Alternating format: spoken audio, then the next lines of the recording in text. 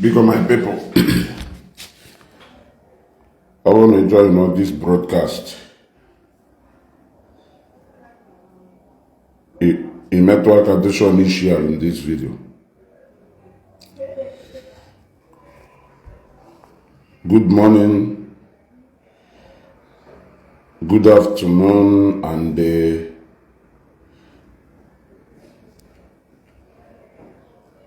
good evening, depending on ABC now watch Ezugo Global TV. Let us talk about something very important.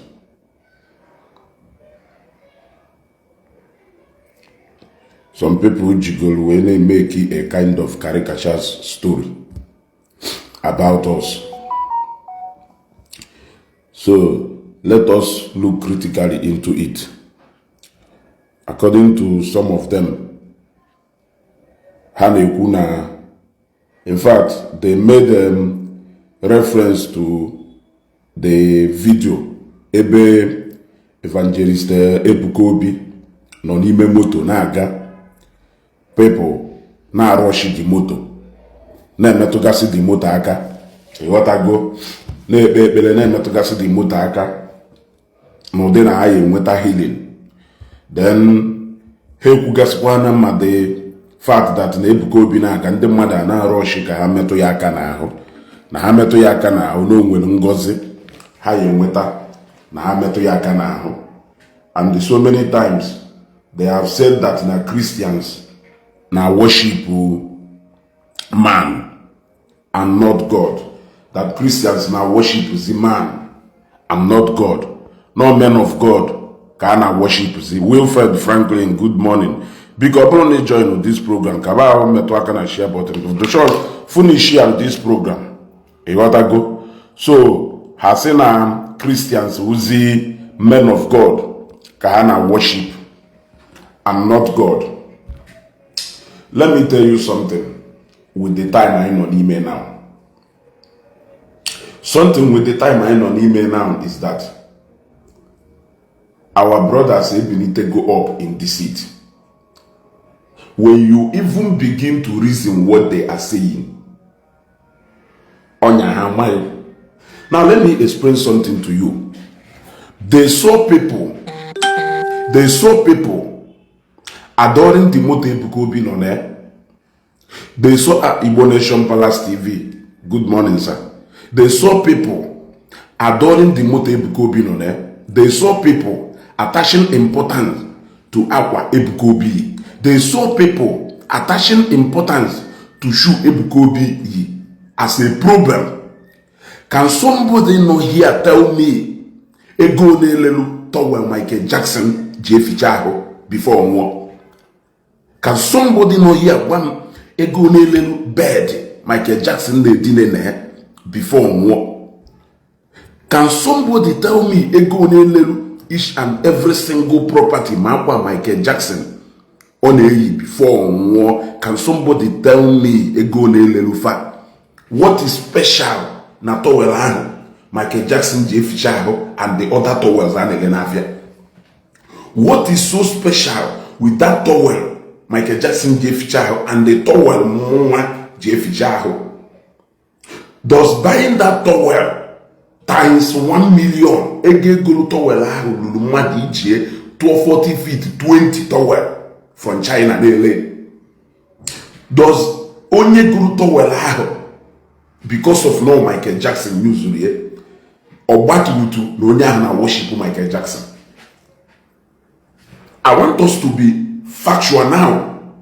Let us now take men of God out of this picture, because I have seen that the only problem, yes, thank you, the reason and the only problem won't follow is that once it is a man of God, once it is all about God, once it is all about Christianity, they must have problem with every single activity.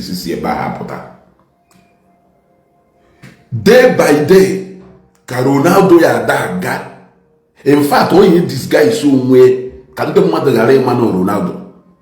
Mana si Ronaldo na-agaghị ya now, iya fa ada afụ people ya da struggle ka ha metụ akwa oyi n'ahụ aka, ka ha metụ shoe oyi n'ọkpa aka, ka ha metụ Ronaldo aka. In fact, for Ronaldo iwepụta pen ya like this, sign autograph na ball or na akwa mmadụ.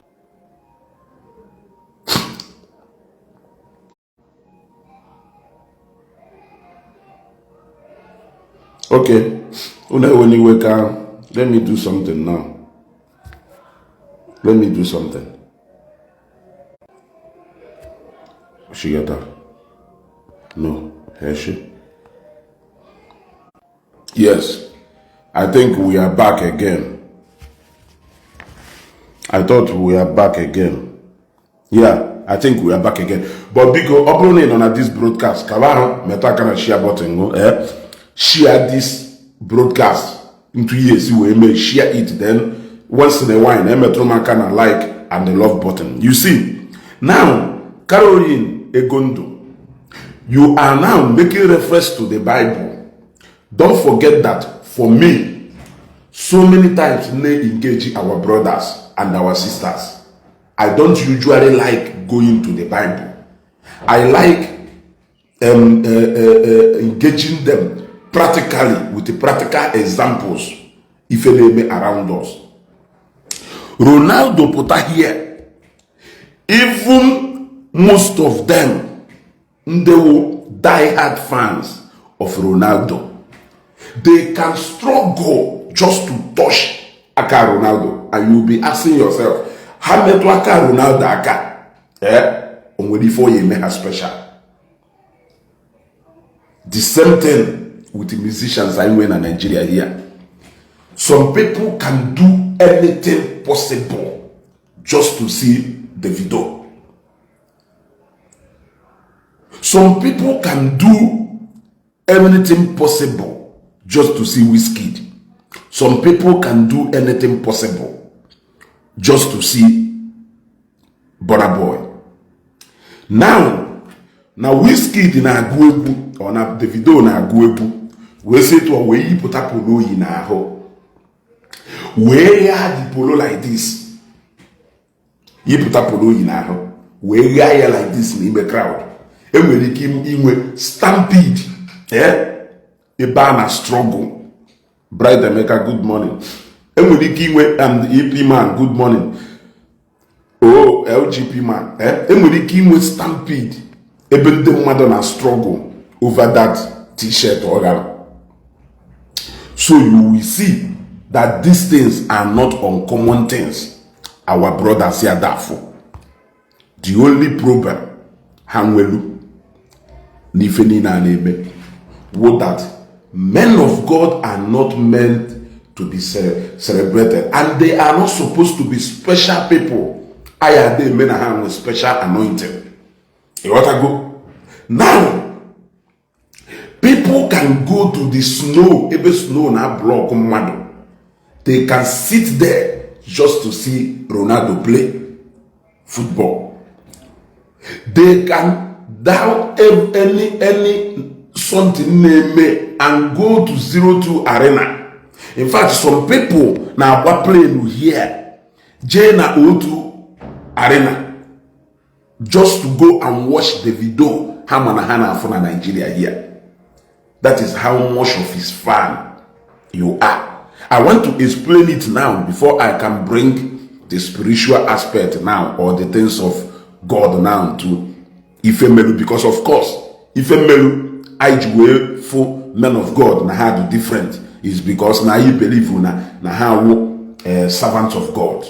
You want to go how servant of God. That is why Ijwe me ha. Etu a Davido si Isiagu, Ronaldo na agba ball and vice and so on and so forth. Etu a kaisi for men of God that na how servant of God. You want to go. Now, I want to know, Kelife will problem our brothers. Imana Nkuoku has a problem. But I am giving you practical examples. Go and browse, okay? Why ego ne elelu towel Michael Jackson ji eficha ahụ before nwụọ mmadụ golie erelie na auction. People bid for it before one person wee go nwunye.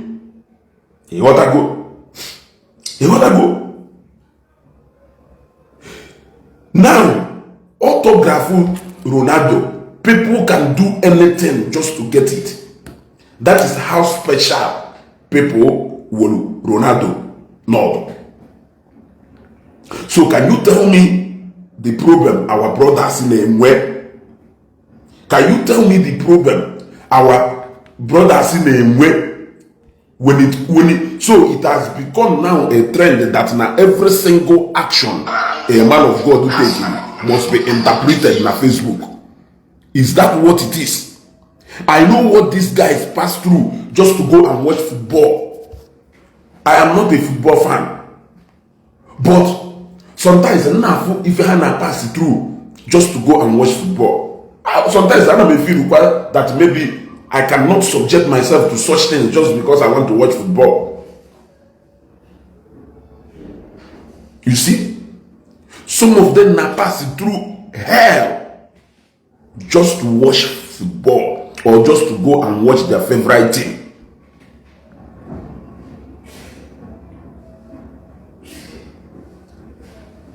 You gotta go just to go and watch their favorite team play. Some of them can argue and even fight because of the love and will for their favorite team. I've go maybe football, console, wahala.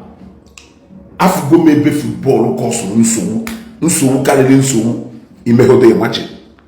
I can negate football a break go friendship and relationship. So now Obolo na metal shoe and aqua and now a struggle ke metal players na agba ball aka. Now struggle ke metal one of their belongings aka. Ubose King Soniade auction guitar, the legendary guitar Ojuwena Abwegu, the golden one if I'm not mistaken.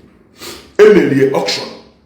Then at the end of the day, that guitar either 60 million. That guitar either 60 million naira. That day. Now, you will ask yourself, what is so special with that guitar and that particular one King Sunny Ade used? The only difference not there is King Sunny Ade and not about the guitar. That towel is not about the towel. It is about the person using that towel. Bed in Michael Jackson, it is not about bed. It is all about Michael Jackson didn't name bed, yeah? Autograph Ronaldo, it is not about autograph.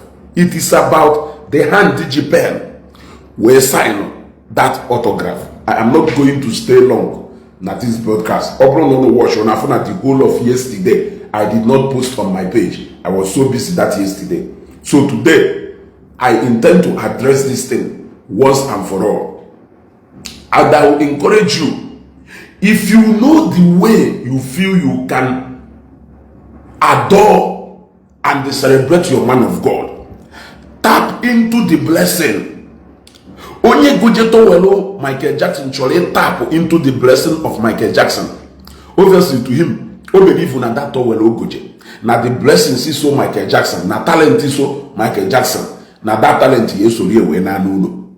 Onye si Ronaldo sign or autograph. O believe na si Ronaldo sign go part of his talent to him. And that is why he do some of those people who die hard fans of Nda do so much attached to them. At the end of the day, Hamesho for the name Hanemesha Bowulu a star. Hane go videos or pictures of their old pictures of Mbe. Hane look up to JJ Okosha, and today that they are that JJ Okosha, Hana admire them.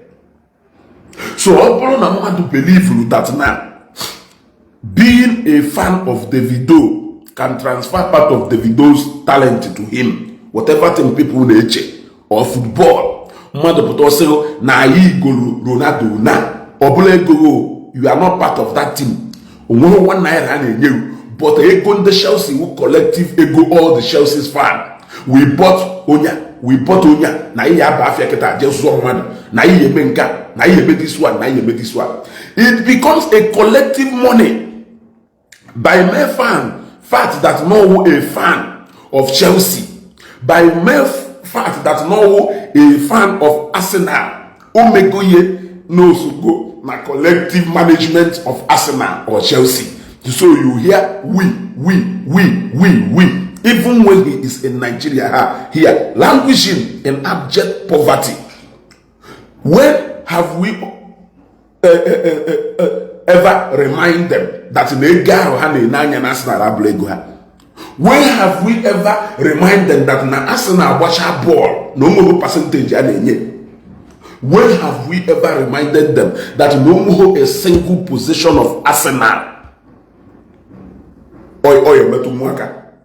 When have we reminded them that argument they had made about club to club can we go, club can ball, club ya kabiti kadife? When last have we reminded them that now all those money has nothing to do with them? That is what they do. All their passion call, we leave them to follow their passion. Now, somebody will passion about Christ. And you see that Christ through the image of your pastor. Because me believe you know that your pastor may lead you to Christ. Now that your pastor so no need now draw closer to Christ. So when you want to see Christ, you see Christ through your pastor. You tap into the grace of your pastor. When you touch our pastor, you are tapping into the grace that pastor. So in other words, they are also prophetically claiming that in Meluna Wonso, ebe Jesus Christ is a mmadụ nyameto ye aka ebe nwanyi olulu obara metụrụ ọnụgwu Jesus aka o wee do mma o wee do ọsha o metụrụ ọnụgwu Jesus aka o wee do ọsha. So they are prophetically tapping into that prophetic event in the Bible. Because now their pastor no doka an image of God, an image of Jesus Christ, they see Christ through, yes, not his lifestyle, but because no somebody may lead her to Christ, because no somebody now intercede her, because no so they also believe that when they touch him, they celebrate him the same way. They celebrate their pastor the same way. Is celebrating Davido, who is your with Davido FC, with Whiskey FC. They can fight physically. I have seen a Davido fight, somebody known as Davido FC and somebody known as Whiskey FC. I've go maybe have a good argument or back into physical fight. Yes, have gone ya. You want to go? I've go maybe have a good argument or back into a physical fight. You don't have problem with all those things. The only problem in this one is because it is Christ. I still maintain. Go na Jesus Christ. Na za no bigu. Jesus Christ. Biawola no bigu. Jesus Christ. Wonya major ancestors. No problem. The only problem you have in all these things is I saw somebody who is a blogger giving appreciation to men on our worship this morning, or was it yesterday? Because I did not follow it, I watched it later. Those people on our Posisiafa on that appreciation, he can protect those people with Ifo and enemy because of even that. Those people are not God, but he sees them as God over his life. In fact, one of them, who is our brother and my distinguished senator, also that as far as you can do, unless no mechidanya no nanya na ega na emitirele. He said it, and that is how important take those people. I don't have any problem with that. No, I can decide only some people make a human being more like the God and Enanya. It is only them that knows what that person is doing for them. Yes. In fact, let me tell you, when they take the father figure handle in their life, when they take a father figure handle in their life more high than their actual biological father, it depends on their reasons for doing that. So now, if you can glorify a businessman or a billionaire for if that billionaire they make in your life, what makes you think that some other person cannot also praise his pastor, adore his pastor? Yes. What makes you think so, or defend his pastor? The only problem not here is that only how a business mogul, only how a businessman, only how a billionaire according to intuition, only how only military in a government according to intuition, and this person portfolio is that he is a pastor. That is the difference. They are all men who means different things to us. So we will also appreciate them in a different way, different from Ntungu. So I think now it is best, it is high time for you people to understand that the actual problem there is the religion, which is Christianity, and not the personality of these men who are called men of God. I think it's very important for you people to know this. It is all about the religion. They felt that now everything about Christianity should have nothing to write home about. It should have nothing to write home about.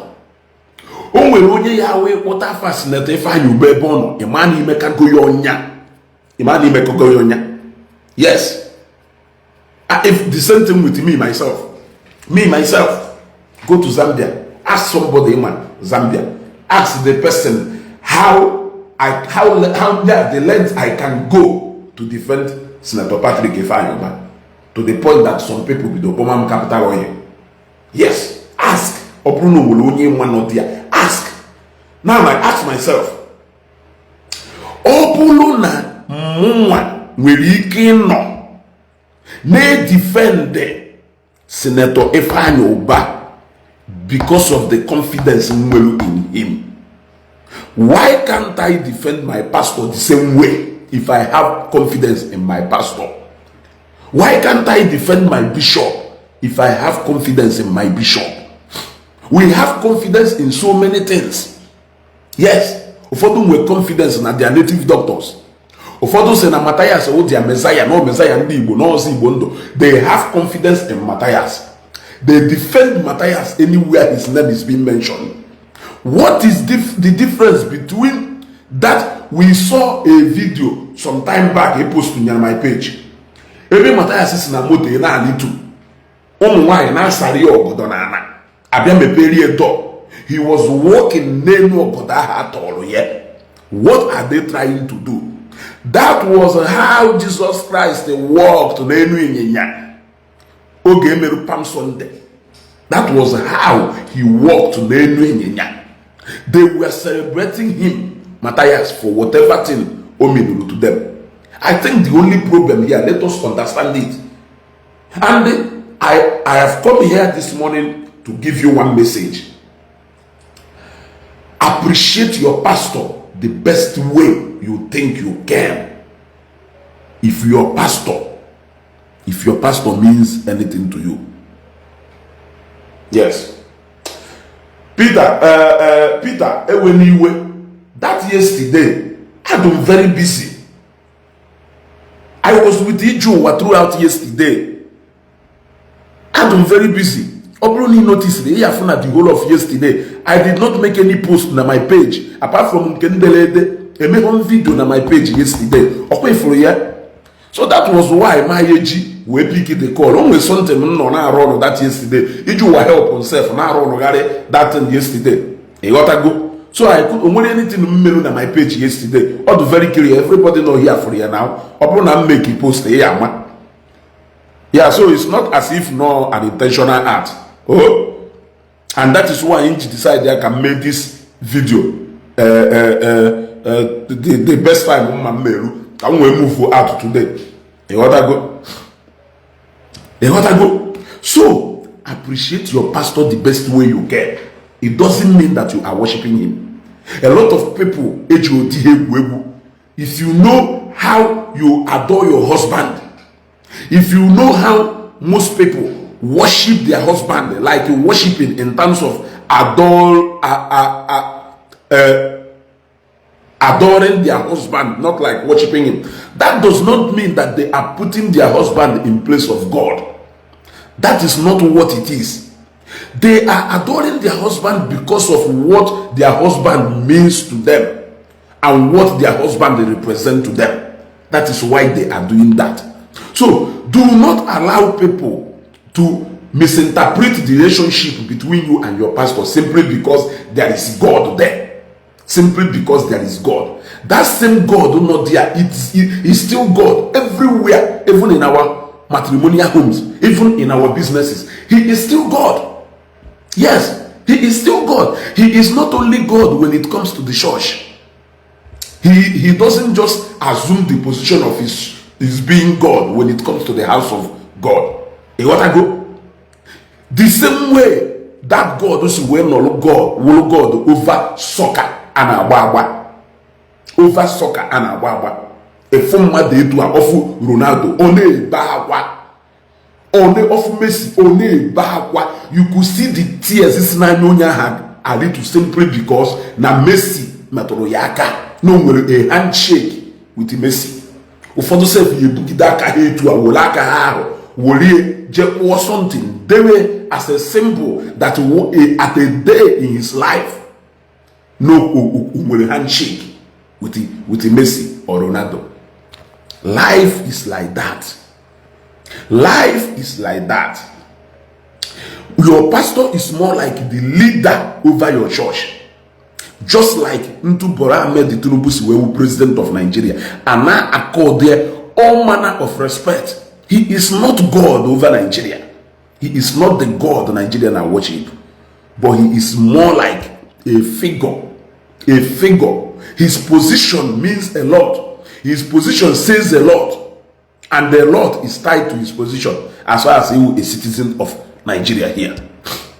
So when you see people greeting him with respect, Mr. President, it does not mean that they are worshiping him. You can interpret worship actually in a worldly form and in a spiritual form. Because one way or the other, we worship people and we worship things, but not like that spiritually. They worship God. A lot of people now worship their husbands, which is not bad. Your husband is also your God. Your wife is also your God. But the kind of worship I meha, the same worship and worship God. There can only be one God. Or that contested position here in any way. There can only be one God. So I want to know, is it because there is a pastor attached to that name? Supposing that the introduction guy like this, a business mogul, a business mogul, a philanthropist, an industrialist, in the name of Evangelist Ebuka Obi, will you have any problem with whatever? Onaga people now rush mote. Do you have any problem? Only made during the time of campaign. Since if I drive in and we here. Protocols now all around the motor. Everybody will be struggling to touch them. We saw the other day, we saw how people were struggling to touch Oklora or to take photos with Oklora. It happens. So the only problem here is that title of pastor, bishop, Apostle, that is the only reason why people should step on them and pass. Is that what it is? People can give gift in form of money to anybody, but the moment they hear somebody bear that title, pastor, it will become a problem. Somebody came down all the way from Germany, headed all the way from Abuja to Enugu to Anambra, just to go and give a goat, a live goat to someone. People did not attach anything around that goat. Or anything people attached to that goat, simply because no one knew that goat ablo a pastor. On a daily basis, can a bule ebunu ne jena mili jena slaughter ye wolumoto jena Thanksgiving according to Ivan Egosiai wolefi jena Thanksgiving. I haven't really seen people come apart from people who never have arrange. So meaning no blue no arrange no do that it is good. Because the only place in football people they have problem with all those things na arrange or no arrange. So open no arrange, it means that now those gifts not good. So now it becomes a problem when that gift is being given to somebody that title, God. How do we know people who we look up to as role model? Ndị they look up to as role model, ndị na admire in this life are the people you will wish or you want to have a little of that grace. In other words, Obolo na na adore Ebuka Obi now, na admire so much, a die-hard fan of him.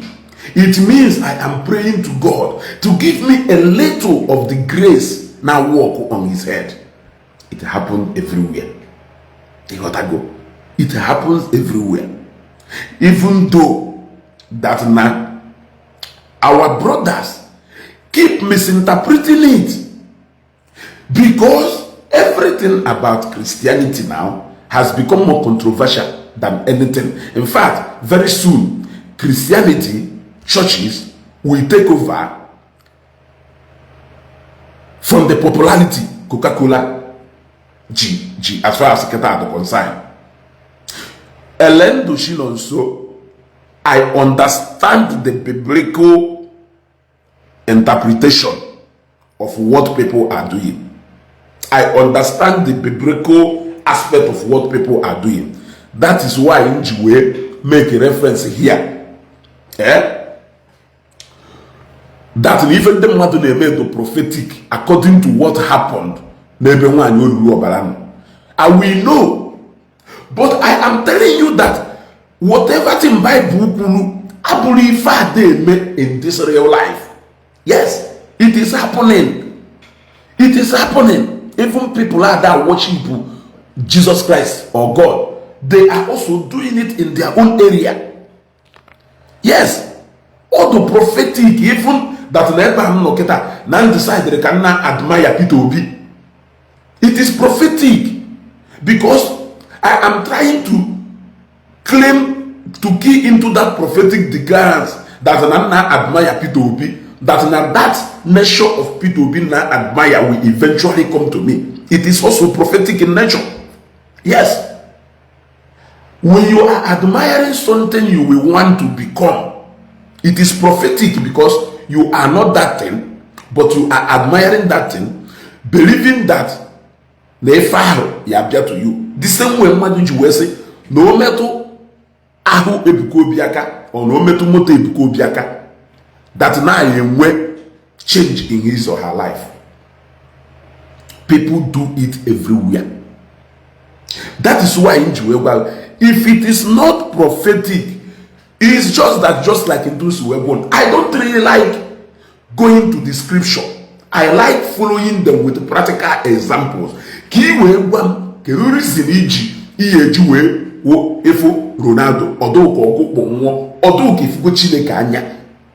Some people when you call them and ask them, afugom ndocha neme onye ocha chenwu ajo yesia kerife with your last wish.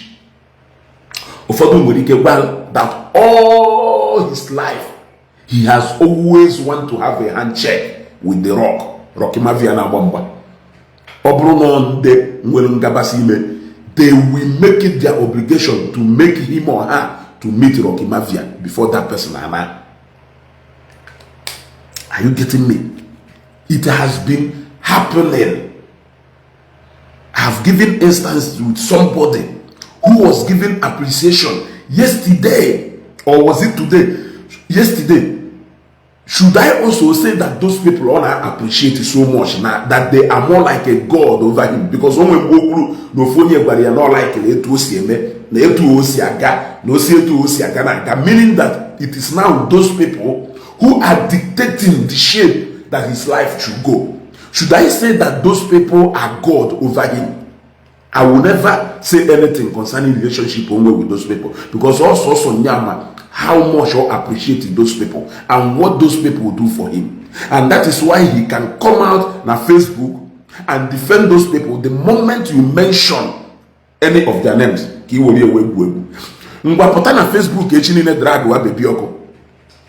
I want you or Nchoketa a kind of prank here our brothers has in Ahame.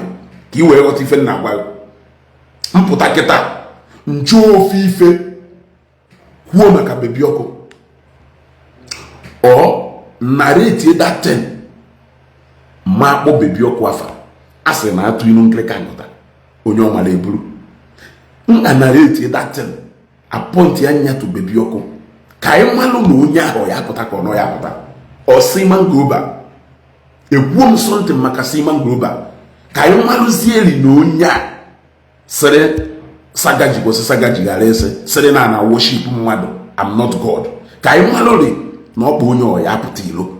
The fact is that no ga pụta because no na nda mean a lot to him and nanda na emeri a lot, that he can count on these people for a lot. Why, if you can do it for man, what do you have if you can do it for a carnal man? Let me put it, because eke lolu eke onye ona nwelu ebe or specialist e watago nde nke awu nde na eme ife mmụọ, and the spiritual controls the physical, whether they like it or not. That is still the fact. Keri problem inwezili na etu ahi yesi we defend the seaman global, na etu ahi yesi we defend the baby oko, na mmadu si etu ahi defend the pastor. Keri problem inwelu with it? Can you tell me the problem inwelu with it?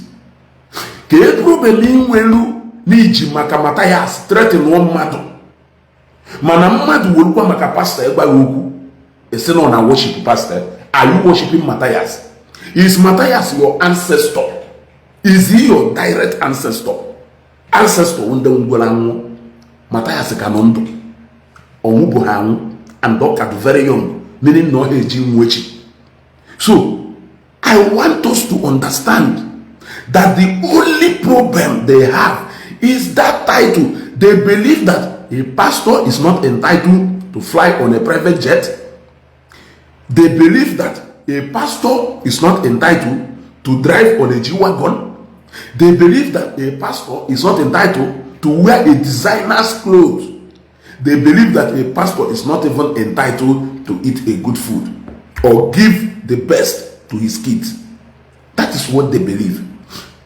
Otherwise, you that is talking about Ndemado Ijenuno Kachikole Gonache pastor, is C. Ronaldo, are you better than C. Ronaldo? Are you better than C. Ronaldo? Movies ni na watching on Netflix. In a Chikolego, Jena Yawi, waiting in the Kamu Mata is 100.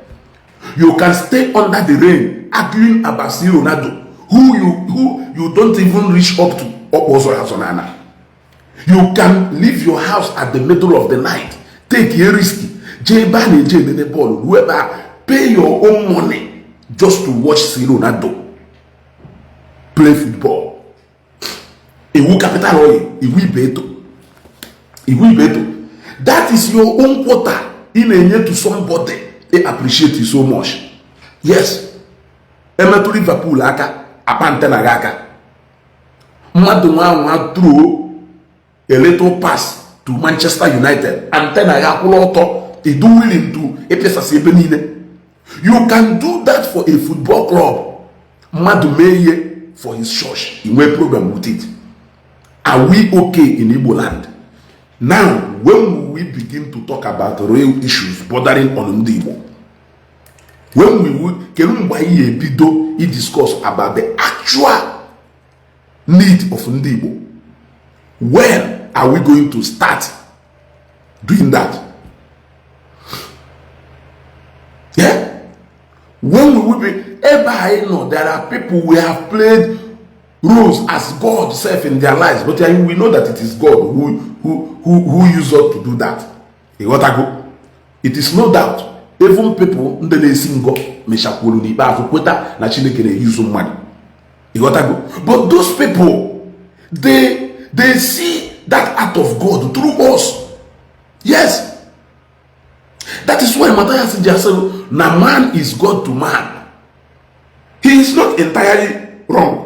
If not the way Osi push it, because no mado, and we God of man, and don't mother Kachineke they use well alone. He got to go. Oh mado Kachineke they use well alone. God cannot come down anywhere. Then go. Oh mado call you send even from the strange place, the strangest, in fact, the most ebe imagine na help why yes. God can send anybody from there to come and help you.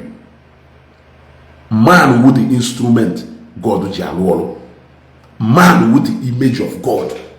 We are the image of God. He walks through his image.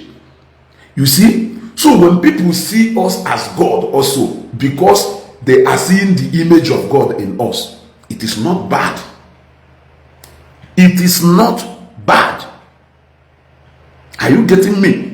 It is not as your parents were the first God in this life. In fact, now your parents is more like your second God, because the first God will always have his place in our life. Whether na God that he the ancestors, it doesn't matter. The fact is that the position of that supreme God, supreme being, will always be first over any other one. Any other one after that becomes the image of the first one. You got that? So, can you problem that they can argue Wizkid FC versus Davido FC? They can do everything possible to bring down the Wizkid FC against Davido FC. The Manchester United, the Liverpool, the Chelsea broke up. A few different Chelsea fans all over the world, they can spend the money, contribute to ego, Chelsea. They do different things to celebrate their clubs. Their different clubs. They do, in fact, the highest sacrifice, more than even me, I can do, just to celebrate a club known as Europe that doesn't even know that they exist. You gotta go. It is sad. Ike Peter Obidike. That is the problem.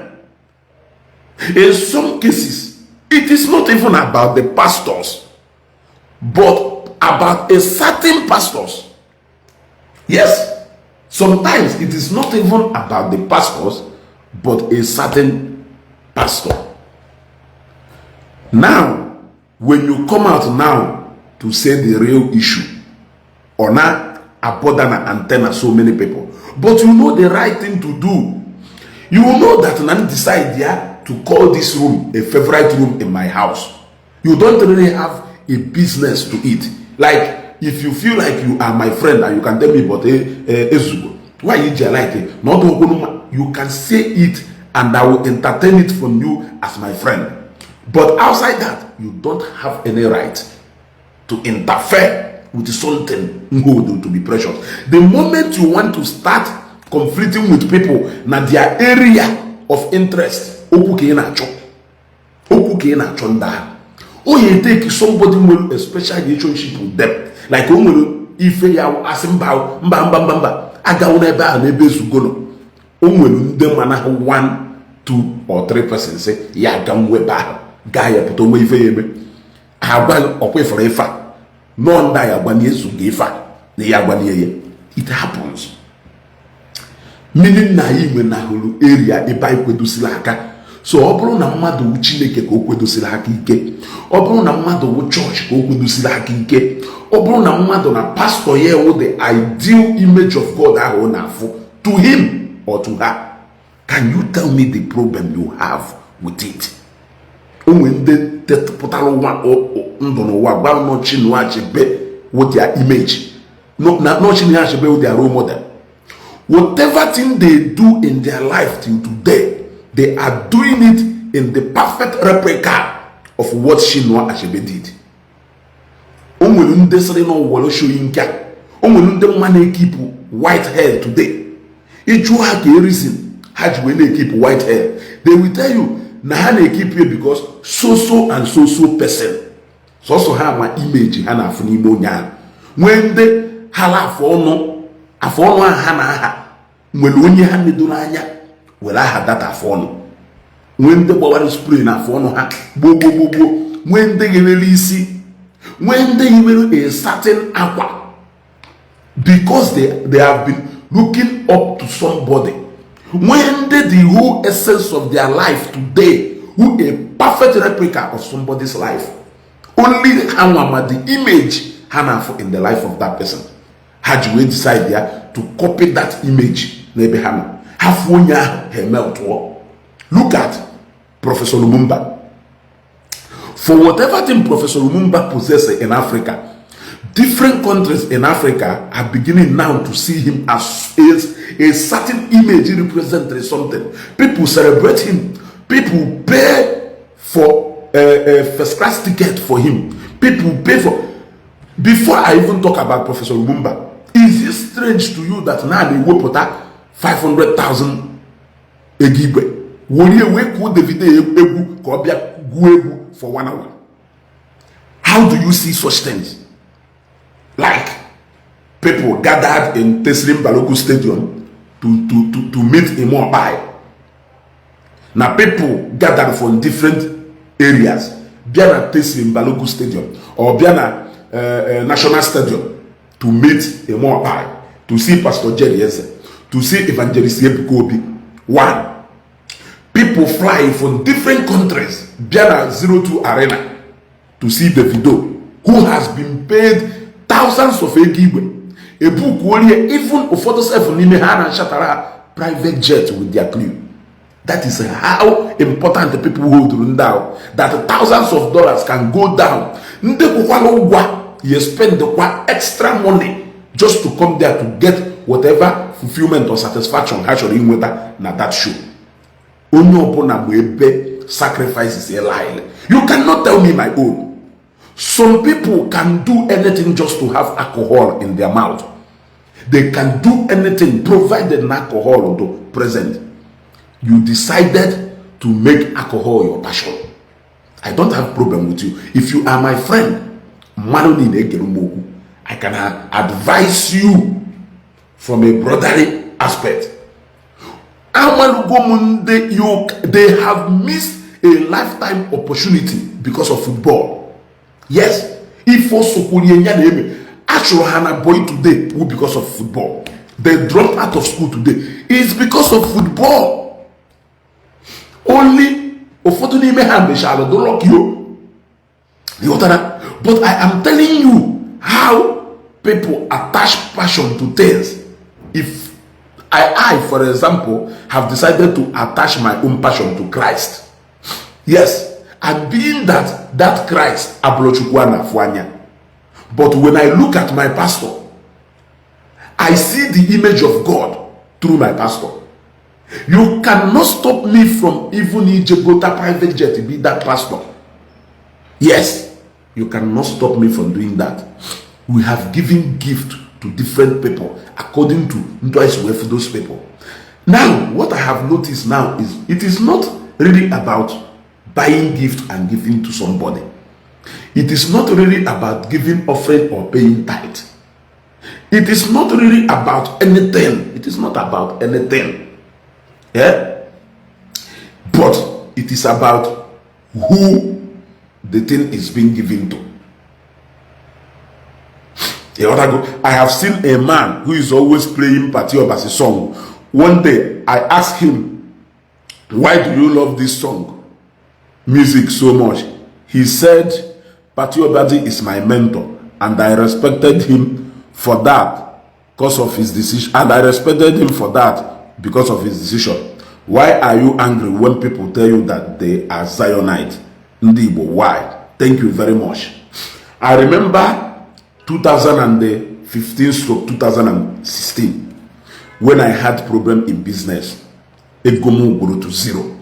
2015-2016 Egomu grew to zero. That was like Zambia na 2013, 2014, 2015-2016. The most critical time in my life. Adama alahola abani mmemwanya. Imma ifenyelumaka we push you through those condition then. Wegu number one. Kelava, this guy go everything written about you is grace. Okay, for those guys, this set of message Frank Edward ha ebuha kanje setwa wokota chebuha tie na flash happy na phone every moment ana ma ebuha every moment ana me reflect na ebuha ni ebuha nyelu maka live above my sorrows then today onweho ka mmesi etie egwu na flash ta omitie yes Steve Crown and ndo twe. Then I knew the lines of those egwu. Now minus them Owulegwu Mike Ejaga. I can never forget Ife egwu Mike Ejaga Merili Mendom. I can never forget it. Egwu Mike Ejaga and those guys Mwaka haputa charo nitigasu mwegu mwelkosi wedo up to 2017/2018 when everything actually came to an end. You cannot stop people from paying allegiance to something having you know they will have one thing or the other. You cannot do that. Some of you at the main mention of somebody apato antenna yaka enowogo because of football. In fact, one day oya bobo ya gbagba okwifuru ikwugide ho okuru tebe Messi no gbafekwa maka yeje we choboku. Who is Messi to you? Can you get Messi to you? I want you to tell me, who is Messi to you? What is Manchester United or Liverpool to you? What does it mean to you? I am asking you. Answer me. What do they mean to you? That you can take on anybody for their sake. Even when they don't know you, they don't even know that you exist. You can spend your money, you can bet your money, you can do anything just to support Manchester United or Liverpool. What problem do you have with Zionite doing everything possible to support Zion ministry where he belongs, where he owes his allegiance to God, where he sees the image of the God on our worship, where he sees the presence of that God on our worship? He sees the presence of God in Zion and he sees the image of God through Ebuka Obi. What problem do you have about that? when you have done worse than what they are doing, defending or protecting something else. If follow, it will passion for. I want us to really look at it today. You have a problem with somebody, either Metumote Ebuka Obi, but you don't have problem with the people, either Roshi Metumote Yesu Wikaka. Konemo na Yesu Wike were strong fan in River State. You don't know. Even wrote me a Ishi. You don't know. You don't have problem with people throwing themselves upon each other to touch people like JJ Iwo Obi, Michael Obi. You don't have these people now appear na a public place, and it is strong security in place to stop people from it. You don't have problem with that. You don't have problem with Davido FC pulling up for him in a different ways. Davido Naga. You don't have problem with that. Am I asking like and am I communicating in Eben Neje? But you have problem with the thousands or millions of people standing up for Jerry Eze and Evangelist Ebuka Obi. Is it really about Christianity, or is there any other thing to attach to it? Now Facebook na page a certain person say why will you give money to a pastor? You are giving money to a pastor. You are giving car to a pastor. You are giving this to a pastor.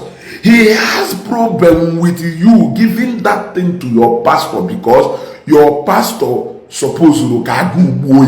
Your pastor supposed to kagu boye. Or if your pastor supposed to kagu boye. Mano ujehu boye. Jekwe mado. Reason each way pule wa jekwe onya.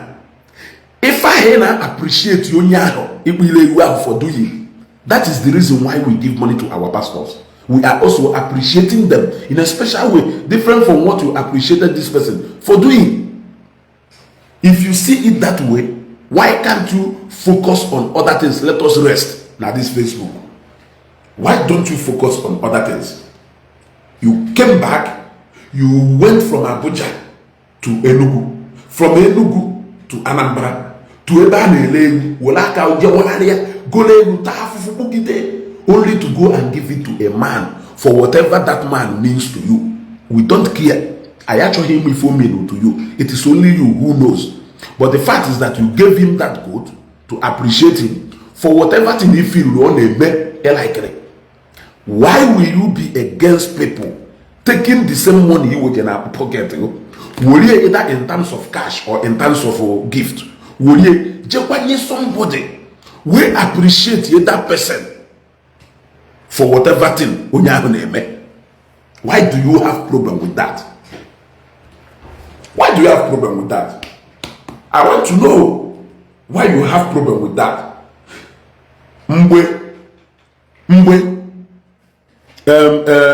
Icon. Let me leave even icon. Or let me use icon. Icon and the mpe. Epota nebe edebelefi. Efi kalere 300. Ebukeze, you are welcome. Obi kubana kwalo mwaya. One person ji 40 cows we bioba. So chief priest ma ife obi kubana minulu to him. Oji weje gota 40 cows we warrior we biawoba. It is not in your place to go and California jo we go lefi 40 Genyonya. No, because a man ife onya megorie. It is not even some of us. What we even attach importance to is not what I attach importance to. Let it be ringing bell. Let us stop this thing. The most annoying part is that now some of these people are doing it, claiming that it is wisdom for them. It is not wisdom. Even there are people who has been yearning for a long time to see you one-on-one. You don't even know that there are people who are seeing you as a role model. You don't even know that there are people who are doing things possible to see you. Yesterday, Muni Jowa meeting a fan of Matthias. Not my fan, but a fan of Matthias. Oh, you measure that? Yes. In fact, that guy with Ijo herself. Yes, we met him. Anoni na italo nya golie na mgbede. Mmanya ni na ingoro nya kwụrụ ụgwọ. Asa moto m na car wash ya, he ogbamburu moto gaba ma kwụrụ ụgwọ. I went without paying. Yes. Yesterday, we spent that such amount of money just because of me and Dijowa for reasons best known to him. Even when my friend this your pass, my friend this your pass, he even told my friend to take something. If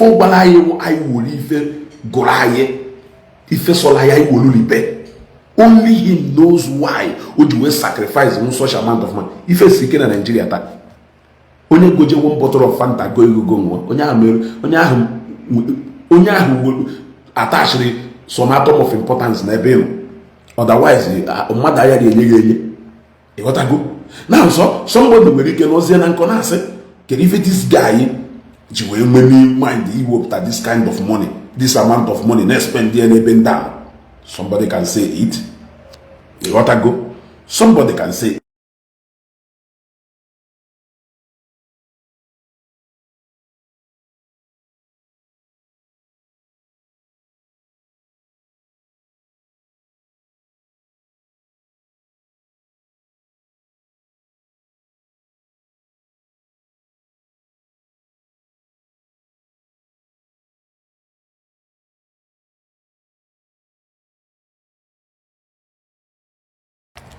So you see, we'll spend that such amount of money and time for us. We'll look time, they're very happy for seeing us one-on-one. You see, people have different reasons for spending that money in a defend so much. Why are you interested on how other people spend their money when you are spending your own money the best way you feel nation? Into isi shock isi elinke.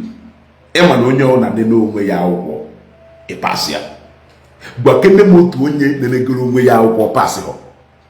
Everybody is righteous before their own very eyes. Righteous before their very own eyes, and they will go at any length to defend whatever decision they have taken, even the worst of decisions they have taken. They can defend it because they can categorically state to you the reasons why they took that decision and the reasons why they acted, but they will be unable to comprehend or understand the reason why you acted the same way you acted, forgetting that the same way they see how you acted and that decision you took, who the same way you go and other people see wherefore their decision and the reason for their actions. Between this decision and the actions, there are people scattered all over around this decision and actions. Can you know this and know peace? Leave people to their fate. Leave people to their fate. Allow people to celebrate Ebuka Obi. It is none of your business. There is somebody somewhere you are celebrating more than they are celebrating Ebuka Obi, and you can protect that person more than they are protecting Ebuka Obi. That is what makes two of you different. I know somebody here. I have decided for special reasons known to me, not by anything, can happen for the sake of messaging Jimototwa. Because messaging Jimototwa, I really want to do that message outside mentioning anybody's name. Onya who watch pucha ndemwele ego ojugo ndemwele ego egwu ona afu ndemwele ego as God, because na ogo bona ona aim at the pocket of ndamwele ego, although selective at all. Ego if obona ochole ego, that is his own. His own passion is money, and he want to get that money from all angles from it, no matter what. That is your own decision. We can only remind you of that part of your life the moment you happen that one, decide here to come and teach me how I can see people, how I can appreciate people, who to defend and who not to defend. That is even so we are no. Because you cannot cease to use any opportunity to appreciate those people in Afu na how God over your life. We all have them. We all have people who God has used to play different roles in their life, and we can appreciate them anywhere we want, including pastors, prophets, bishops, and reverends, fathers in the Catholic Church, spiritual fathers. Yes, including them, not excluding them. We can appreciate all of them anyhow. We can show our love to them anyhow. I show moto hana apia. No, we are not seeing them as God, but we are seeing that image of God through them. Because as far as church is concerned, as far as Zion ministry is concerned, the leader in Zion ground, Zion ministry, is Evangelist Ebuka Obi. He is their leader. Etwa Isiagu chairman no. Etwa Isiagu president club no. Ufodu president club bata onye obuna akwụrụ ọtọ. Ufodu chairman of the occasion bata onye obuna akwụrụ ọtọ. President bata onye obuna akwụrụ ọtọ. Governor bata onye obuna akwụrụ ọtọ. Depending, ufodu say for a block governor, a block president, a block chairman of the occasion, but people follow as somebody do so important to them. Norocha na mbembe ebato nsupo fa akwụrụ ọtọ wala aka na abụ hukunata wee kene. They are not trying to place you as God, but whom will image hana afu n'ime you which you don't know. That is why they can accord such kind of respect to you. You want to go? That is why they can attach that such kind of respect to you. So you shouldn't have any problem with how people respect their leaders. If you don't have any problem with people standing up for governors, standing up for president, standing up for different people, for people even standing up to greet you, why do you have a problem with people standing up in a congregation to welcome their pastors? Why do you even have problem with how people decide to welcome their pastor? Who is their leader? Organization no one are leaders, and the one thing to common among all leaders is respect. For the sake, I need that respect in a constitution of that organization. Yes, Bobble a club. So many clubs, president. Now president can rule over so many things. No bro to understand that president can rule over everything. So sometimes logically, assess if some of our brothers in a yellow motor, Adam have reason. Sometimes if I really sit down to critically analyze the reason why some of our brothers in Jamaica, some of these noises how they make, Adama have reason. I can't. Adama have reason. Only na but for me, Ezuko, Adama have any reason.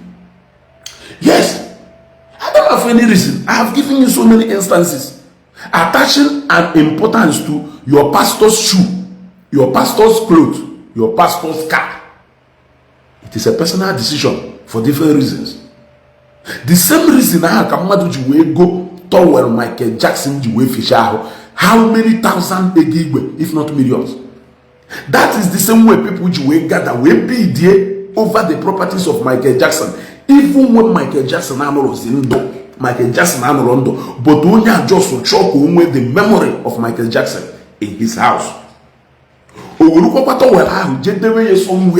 the Madonna will be enough for that towel.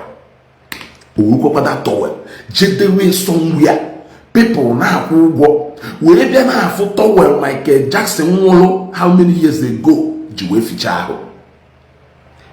That is why now all the vintage cars one for Zubalon and Balo today Kapakiri Bay and people go to Bay one for to go and see They are going there to see the legacy of Nwafọ Orizu as the first Senate President in Nigeria. Well, it doesn't mean that Nwafọ Orizu are God. No. People are going there to have experience and have a feel of what and the legacy of this Nwafọ Orizu.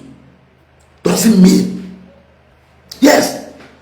And that is the same way.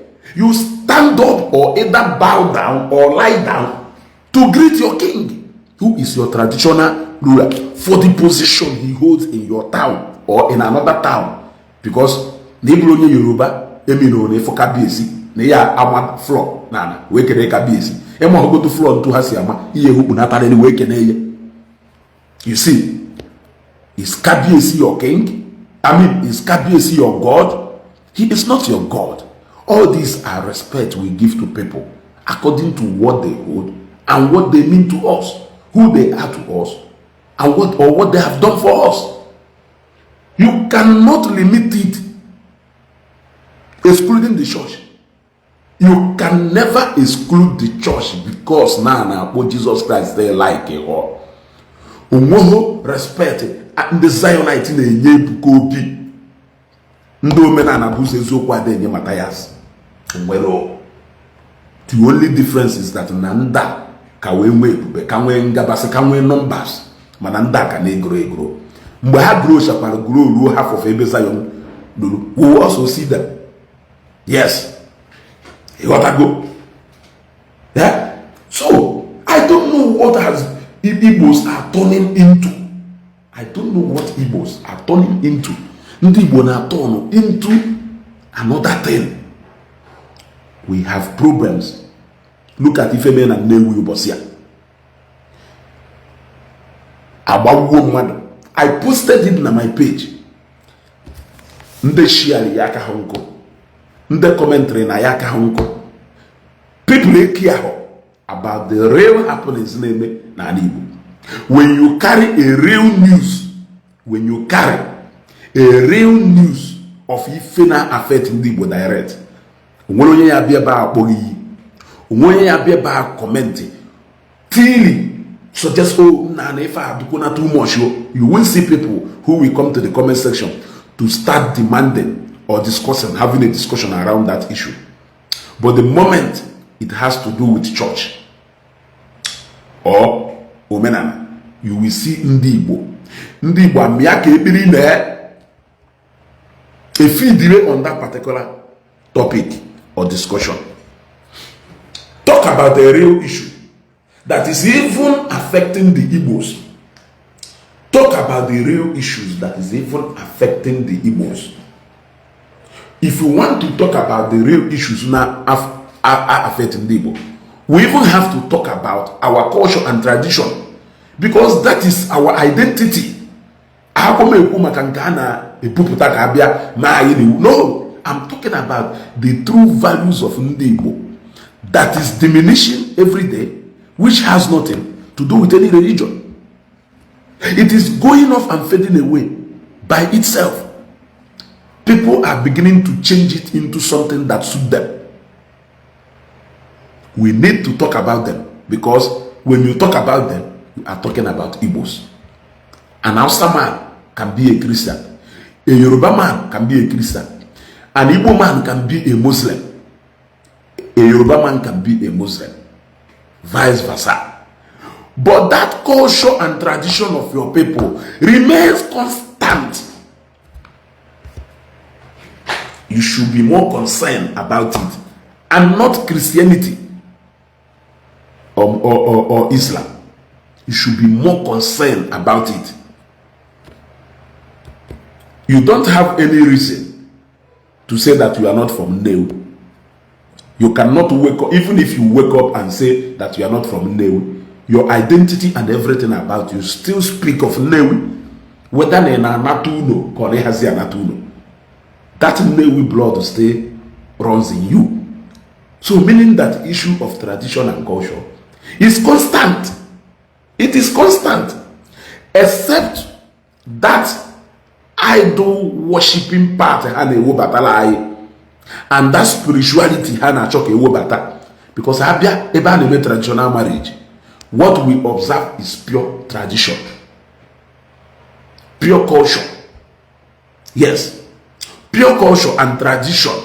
Tradition in the sense that what I did was what my father did. What my father did was what his father did. Meaning that no ife are transferred from one generation to the other. That is what tradition means.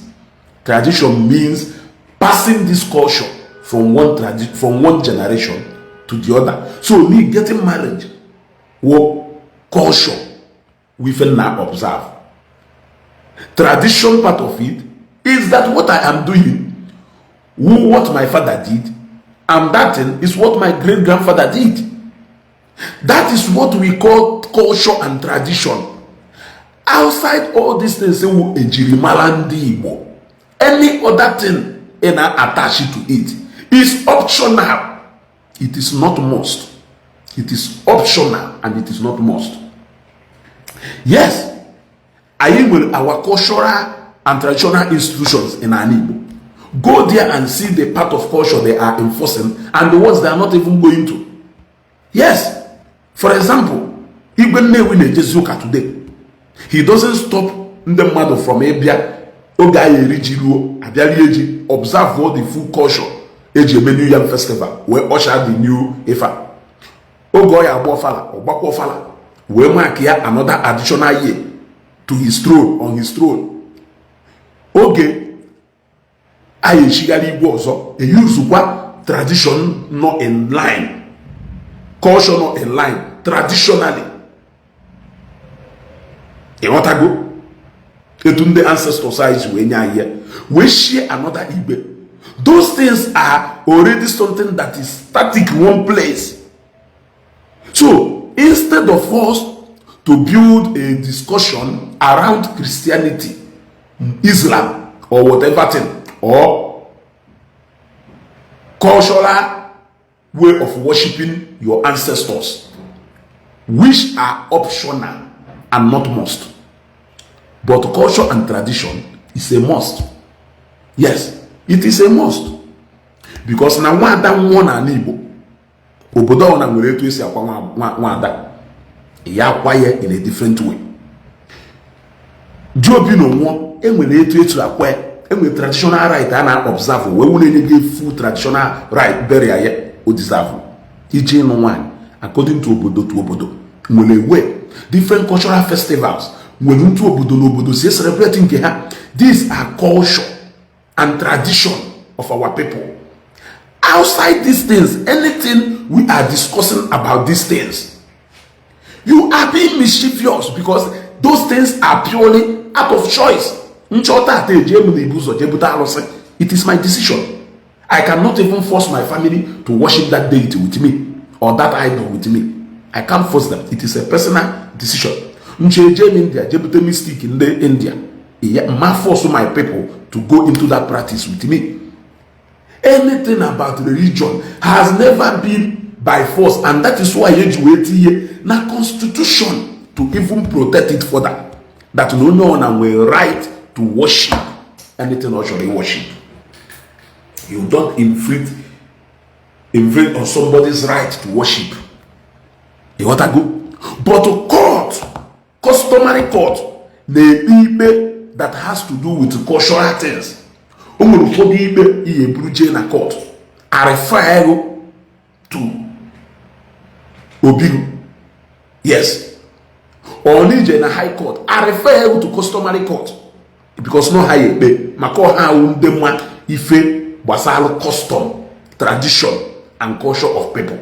So they judge according to the culture and tradition of your people. E what I go? Mana fuku home ebe akpojelu mmadu court no na ekpere chukwu, no na ekpere chukwu ndị alakoba, or no na ekpere alụsị odumodu alụsị, or no na mmadu bupụrụ alụsị ya ekpoje court ka ije gba ya akwụkwọ na court why o ji wee bupụ alụsị. You are wasting your time.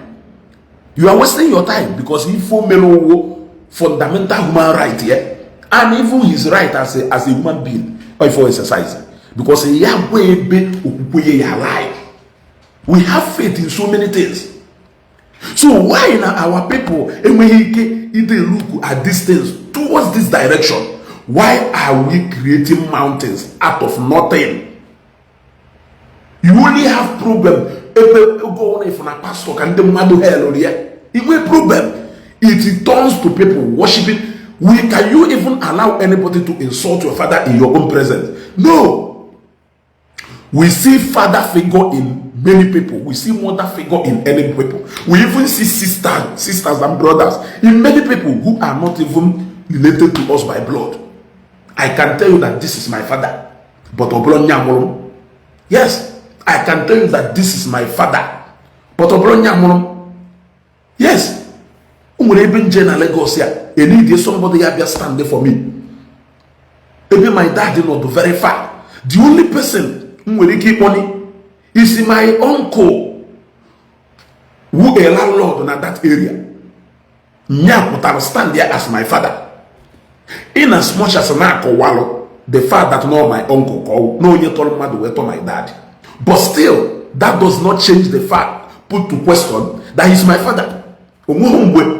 Onye ahụ ji wee sị na onye ahụ nna ya na nchọrọ onye mụrụ n'afọ. No, the fact is that mama go know my father. Explain the whole relationship between me and Onya. He is my father. Onya my father. I can swear what only Imo State where know my father. The person I'm where, yes, this is my son. That settles it. I can introduce anybody to you as my brother or my sister. That settles it. I can also introduce anybody to you as my mother. Can he be drum or biological mother or not? I wasn't going to know her biological mother, but that will still not change the fact that she is my mother. You will not say that she is not my mother. What a good. So all these things is what our people must have to grow above all these things. We must have to grow above all these things. Up till my grandmother won na 2007/2008. Mama heri akpụ, mama heri gari, mama heri semo, mama wee do cost gidorugide de we nwụọ. That is her choice. You can only try to mama if I'm not. No, but that is her choice. That is her own choice of food. Choice of belief, choice of food. No matter what you do, you can never influence it. You can only try to convince that person. I'm a pizza for the first time last 2 years. Can't taste the pizza. And up till today, I can only eat pizza from only Roman pizza, not even Roman pizza. Yes. Or Roman pizza now, or Roman pizza. I can only buy pizza from Roman pizza. Also, put the Bonial pizza here or any pizza here. I can only eat pizza from Roman pizza, and that particular flavor, that particular one, Ili pizza can be water. If I'm in Nigeria, I don't want difficulty shopping. No matter how much you try to explain to me how sweet the pizza is, how the same thing with Ibute Kunu na Zobo, same mongo. No. That is my choice. These are the things you cannot change how people see it. You may try to influence. The one other thing here. If I have so much respect for you, you can actually influence me to a certain point. But while you are trying to influence me, you should also understand that Namu will a decision to make by myself as a human being. But I can respect you and say, okay, so Obolo ne try to influence me. You have that power. You cannot continue trying to force me. You cannot do that. No. That is the difference. Ndi Igbo as a father figure. The them protecting him, defending him is not out of place. We do it on a daily basis. We defend our friends even where they are not presently, are not present there, but we will defend them as if they are not here. We defend our benefactors. Yes. Our benefactors can yes. We defend them. Ebe no umulonyi mana no nwe ife dogo mpa no wa na ekpocha mmadu niile hayenye mana ekpo haye o yebere or na need her presence here. He must be there to stand in for you. He need defend onya na respect here na dal onya na if onya ho fo ko gudi mere dinere na mmadu nwa nwa kugido okwu kutoku ojo na ebo onya ho no ibini ozugbo niwe na anu na scavenge ebe niile na anu ogo trying to defend that person. You are not doing something that is bad. If you believe bad, you are doing what you are supposed to do, protecting and defending your own. We all do that. We all do that. You cannot defend your father and your mother, and you will prevent me from defending my father or my mother. You cannot see a certain image in somebody, and you also stop me from seeing a certain image to somebody. You cannot attach importance to A, B, C, D, and you will stop me from attaching importance to W, S, Y, Z. It is not done. Outside these things, we can have a civil discussions around these things if you want it to be civil. If you move it out of being civil, but you want me to continue being civil, you are being manipulative in nature. Some people actually, they are trying to impose something to you while trying to expect another reaction from you. It doesn't work that way. So many times in my program, for every action, equal reaction. You cannot even dictate how that person will react to that your action. That is why you need to examine your action very well before you put it out. Before you put it out. So, Zionites all over the world, adorers all over the world, Catholics, Anglicans, and all the denomination of churches and ministries we have all over the world. Never regret any sacrifice you make for your pastor or anybody you hold allegiance to. But amen and God for that person. Don't do bad thing because they naturally defend their man. Don't do bad thing.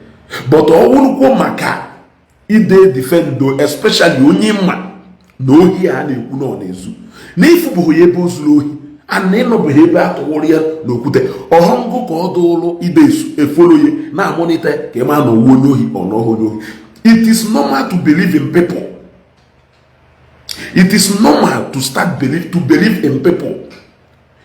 It is not your fault if those people you believe in disappoint you. There are so many people who has confidence in me, who believes in me. If I go short of what they are expecting tomorrow, it is not their fault that I believe in me. It is my fault that I'm disappointed. So you can believe in anybody. You can hold anybody to anything. Defend your pastor based on what you know. Protect your pastor and your congregation based on what you know. Based on what you know. Let them be criticizing based on what they see. Any day, what they see, who exactly what image are shopota, never regret it one bit. Onya who disappoint blame Yadoro. Reason is because just like even the second God I know were our parents. The second God I know were our parents. And then we are always believing that our parents are perfect. That is why you say no muhonye yase no fenesiri atohoto. Ewatago muhonye yase no fenesiri atohoto. Manande usizi ofa atohoto. All your fault. Because you are not wrong by believing that na your mother monogamu who should know better than you. No fe ayatoto. And you are not wrong by believing that somebody no are capable of doing something based on what you know about that person. But that person may disappoint you. It is not your fault that you believe no nya. They have 1, 2, 3, 4, 10 people. They believe it. Just like, I'll give an example again. Just like somebody in your appreciation yesterday. Who believe that those people who want appreciation too. He believes in them so much. So all you know when he came with such level of confidence in those people, he was even appreciating one of them, Seaman Global, not stand to go with him for the past 2 years. No matter if in them model they make a that is the level of confidence Seaman Global. I don't think that you can play with him using Seaman Global. He will come out and he will show you that if that Seaman Global, you are seeing him in Ebuka Obi. If you are seeing Ifanyoba in Ebuka Obi, and you are seeing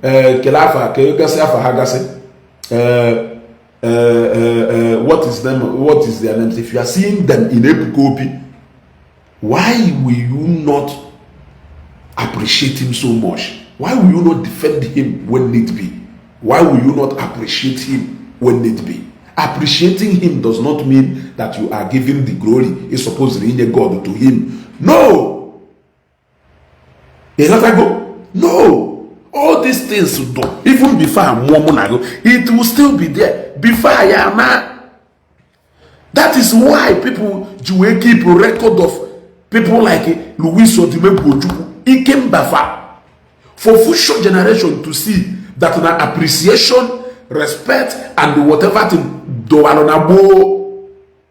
Ufoto say for mad need iwe go. Iwe de wonya hebi de berie. E wata go. Mad need iwe go. Iwe dewe mad wishi ibe. Chineke dey use mad but not mad wishi ibe. She na no wa can be anybody. O nwere ike oya wonye nwere ego. O nwere ike oya wo a church leader. O nwere ike oya wo a traditional leader. O nwere ike oya wo anybody. O a poor man no na tane somewhere. So go marry siliji we that poor man no na tane ya hebi debelie. So when people come and fall on top of themselves about engineer Attire, but the moment you see pastor or bishop or prophet, it becomes a problem. That mentality is becoming bad among our Igbo brothers. Among our Igbo brothers. Only lead you to Christ. Only for as your spiritual father. You owe him a lot. You owe him a lot. Yes, it is vice versa. It is vice versa. Yes, when you do that, you haven't done anything wrong.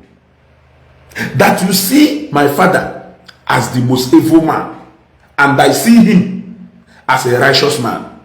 I am not wrong by foreseeing him as a righteous man because of how much I believe in him, because of how much confidence I have in him, especially when he hasn't shown me that his evil side.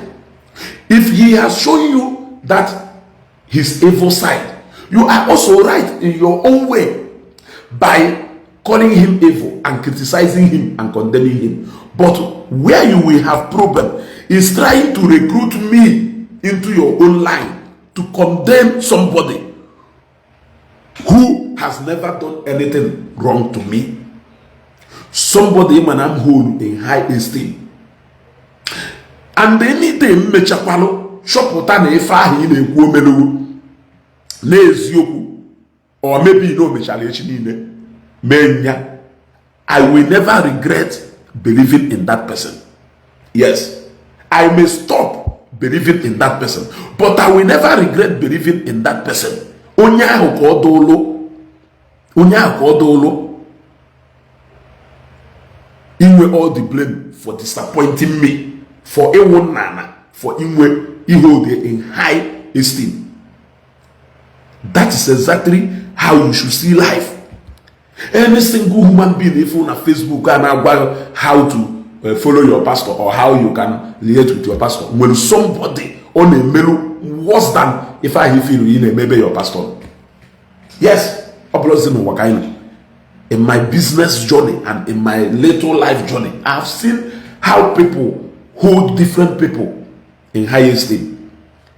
Somebody go on a opinion no che or backwards with another person. Go with che or ya bionia go with donana. Either ways, namaka unya general or hand no go for himself or for herself. Or for somebody. And in our life journey, we have all fought for one person or the other. Can you even to the point of because of somebody?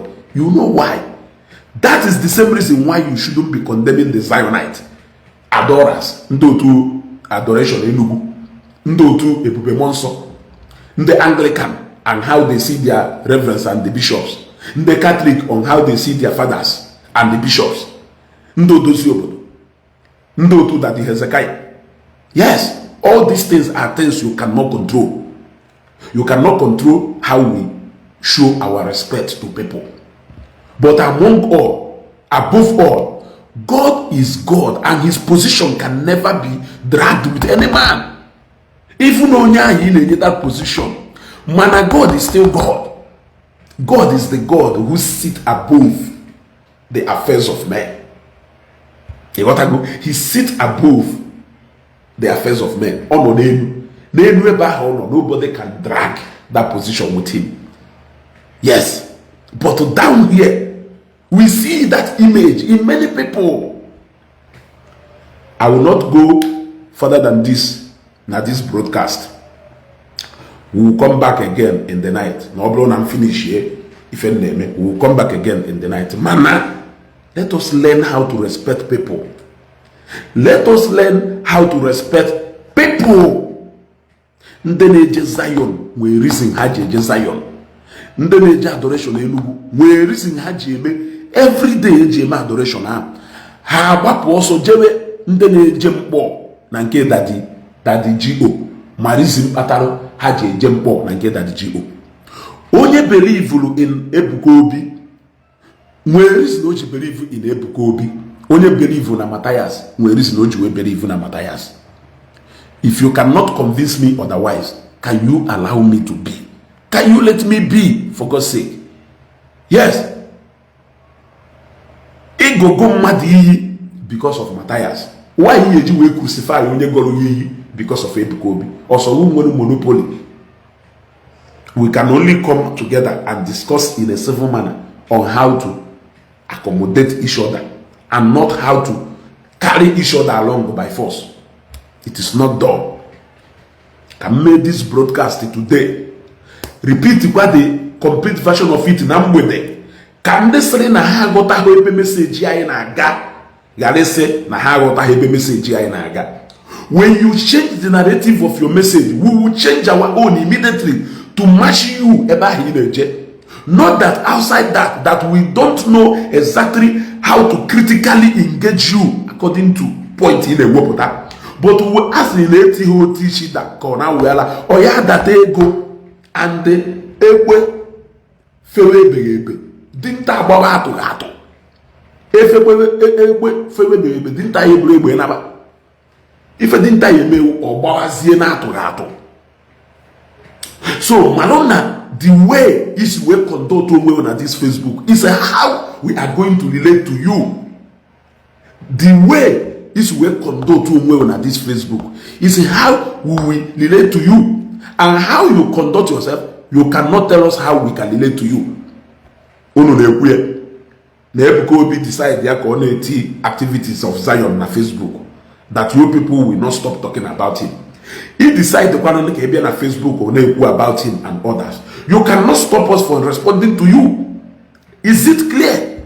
And depending on what you say, depending on the tone, we also depend on the tone and the how we will respond to you. We will respond to you. You don't have control over all these things.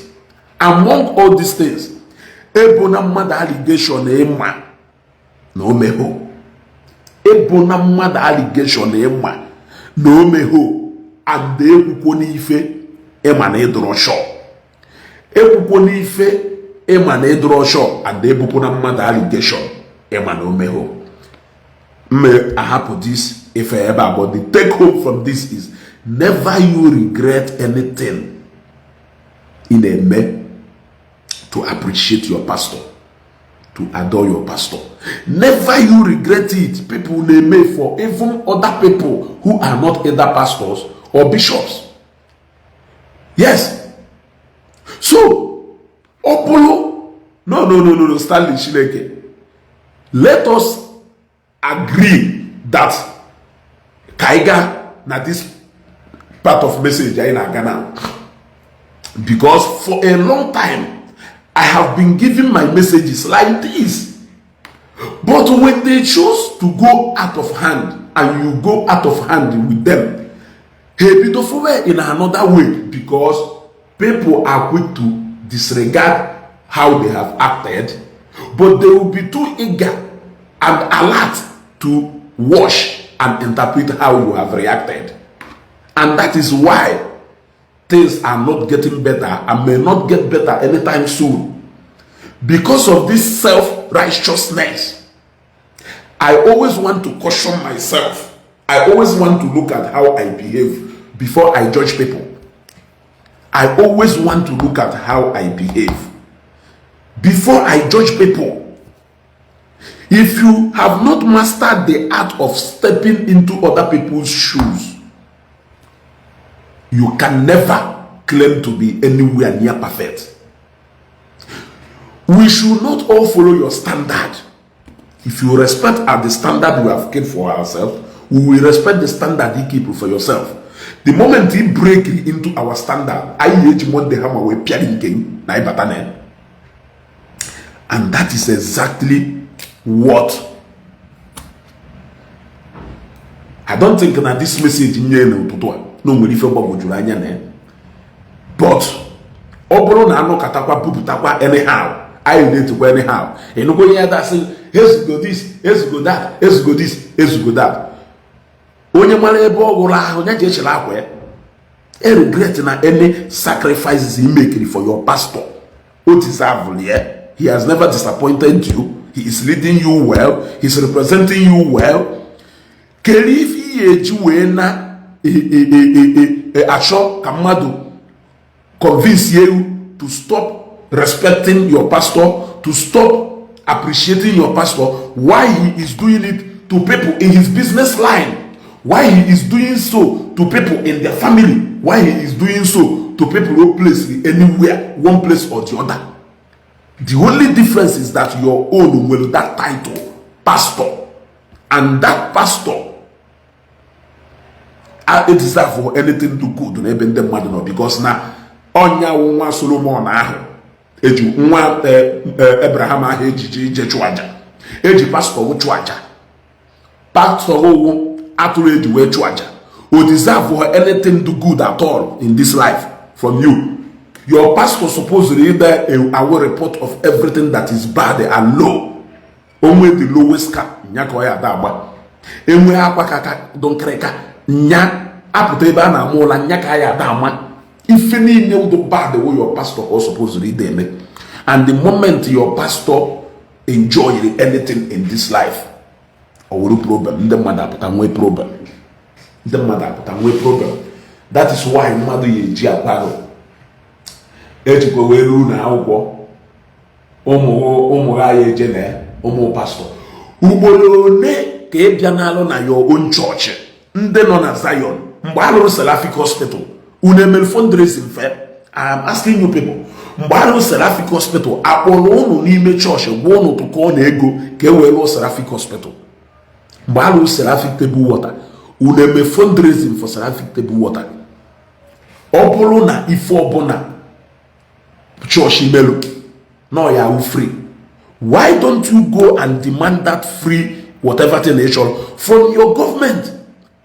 Nke a bụ ego ka faji nke a bụrụ a quarter or a percentage of your money ka inyeru ha, but no ego ka eji wee na-agba bulletproof moto niile a na-agba were na-efe jet niile a na-efe but yet you are too wise enough to know how resources can be managed.